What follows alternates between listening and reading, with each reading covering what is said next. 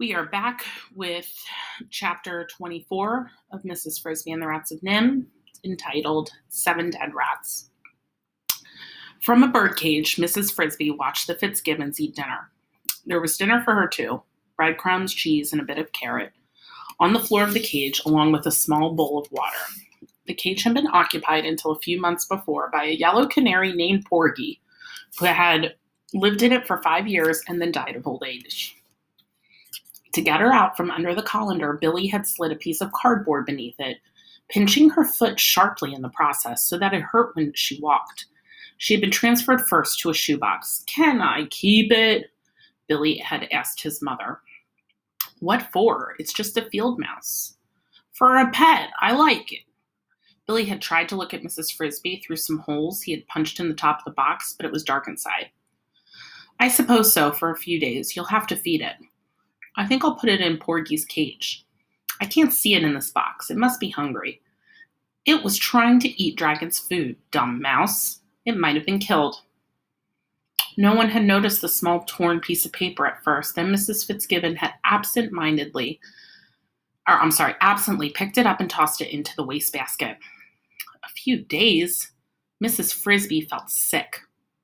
And after a few days, then what? Would they let her go? Or would Billy plead for a few more? But even if they did set her free, her children were alone. The rats were coming tonight to move her house. Why had Billy picked today of all days to sit on the stool? She had not the heart to eat the food that lay on the cage floor. She felt like weeping. Paul came in for dinner, followed by his father. He looked at her in the cage. "Why don't you let it go?" he said to Billy. "Poor little thing, she's scared to death." "It's scared to death." "No, it's not. It's just not used to being in a cage." "I bet it will die." "I bet it won't." "You can't just put wild animals in cages. You have to catch them when they're babies." "They do it in zoos." "Yes, but they know more about it. Anyway, a lot of those die too." "It's strange that it was in here at all," said Mrs. Fitzgibbon. "I haven't seen any signs of mice. I didn't think we had any." They sat at the table, and Mrs. Fitzgibbon served the stew.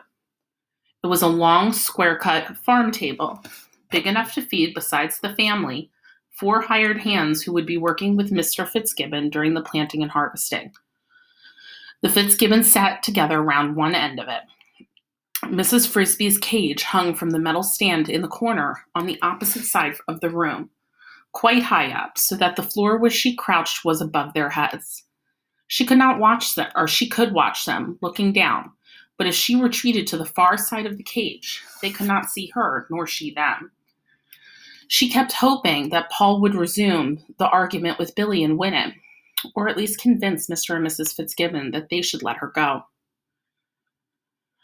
But Paul was now busy eating, so moving quietly, she crept to the back of the cage. There was a sliding door halfway up on the side, which Billy had lifted to put her in. Remembering Nicodemus's story, she looked at it, wondering if she could climb to it, and if she could get it open if she did. Not now, but later when they left the kitchen. Maybe, but it looked quite big and heavy. She thought about the children again. Surely when Justin had waited a little longer, he would realize that something had gone wrong.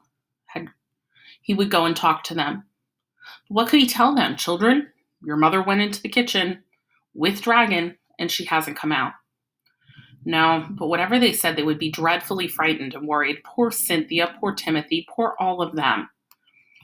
She had one small satisfaction.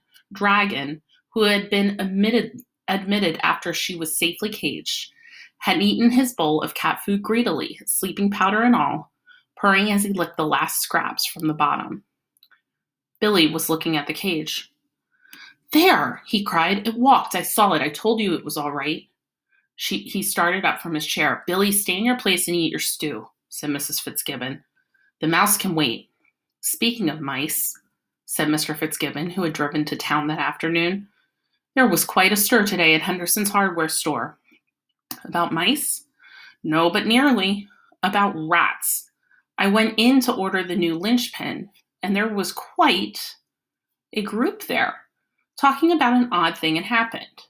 It seems that 6 or 7 rats had gotten themselves electrocuted a few days ago. Very strange. Henderson sells motors. He has a whole shelf of them.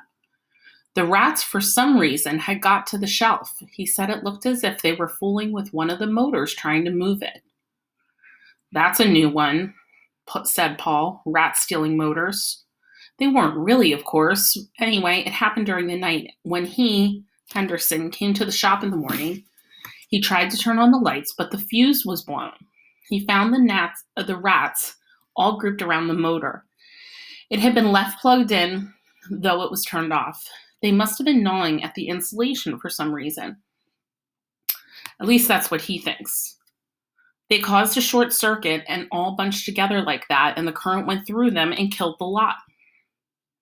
Pretty good kind of rat trap, I'd say, Mrs. Fitzgibbon remarked. Mrs. Frisbee was now listening to the conversation very closely. Dragon had stretched out on the floor looking drowsy. Wait, said Mr. Fitzgibbons. That's only the beginning. It seems the local weekly was hard up for news. They heard about it and sent their reporter over. Fred Smith, said Mrs. Fitzgibbons. Yes, Fred wrote a little article about it with the headline, Mechanized Rats Invade Hardware Store, something like that. Well, it attracted more attention than he expected. The next thing you know, believe it or not, the federal government got into it. They sent a squad over there from the Public Health Service with a truckload of equipment. Just on account of 7 rats, said Billy. They should send the truck over here. We've got more than that. Hold up. Just side note, 5th grade. I hope you're making the connection right here. This group is getting a lot of attention because it's probably Jenner and his friends. And the people that came from the federal government is probably the National Institute for Mental Health. So, let's get back to it. That's just what I said, Mr. Fitzgibbon went on. And do you know, they're going to. I was joking, of course, but the man in charge of the group didn't take it as a joke at all. He wanted to know where the farm was, how far away, how many acres, what I raised, how many rats I thought there were. He acted really interested. It seems they want to examine the dead rats at Henderson's, but they couldn't. He already sent them to the town dump and they were incinerated. I never heard of such a thing, said Mrs. Fitzgibbon. All that fuss over a few dead rats. I have, said Paul. I bet that I know what they're after. What? They think the rats have rabies. They just don't like to say it because it makes people panicky. What's rabies? Said Billy. A disease, said Mr. Fitzgibbon, a very bad one spread by animals. You know, Paul, I think you're probably right. That would explain why the Public Health Service is in it. Epidemic control. Anyway, they're planning to check on the rats all over this area. Don't you remember, Paul said, a few years ago when everyone had to lock up their dogs? And some people were shooting every dog they saw? That's why they keep it quiet until they're sure. And another thing, they taught us in the vet course in school that when an animal starts acting strange, it may be a sign of rabies. Well, chewing electric wires, that's strange enough. And they think some of the rats here might be infected? Mrs. Fitzgibbon sounded worried. I suppose they must, said Mr. Fitzgibbons, although they never mention rabies at all. That's because we know. They're from Newton. When are they coming? Day after tomorrow. Saturday morning. The man in charge, a doctor, somebody, said they had some more checking to do in town tomorrow. They're coming with an extermination truck. Cyanide gas, I think. I can tell them where to look, Paul said. Me too, said Billy, under the rose bush. That's right, said Mr. Fitzgibbon. In fact, they'll probably want to bulldoze that bush out of there. I can do that with a big tractor. Bulldoze my rose bush, said Mrs. Fitzgibbon indignantly. They will not.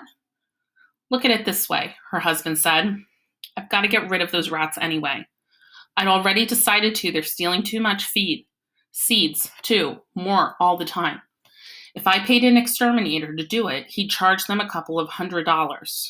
If the government will do it for free, why shouldn't we let them?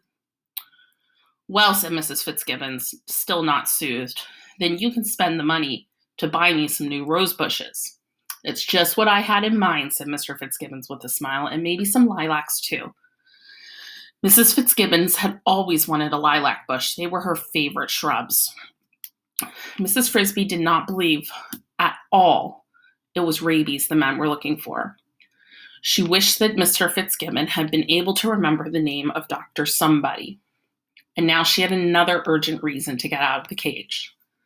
Somehow to warn Nicodemus.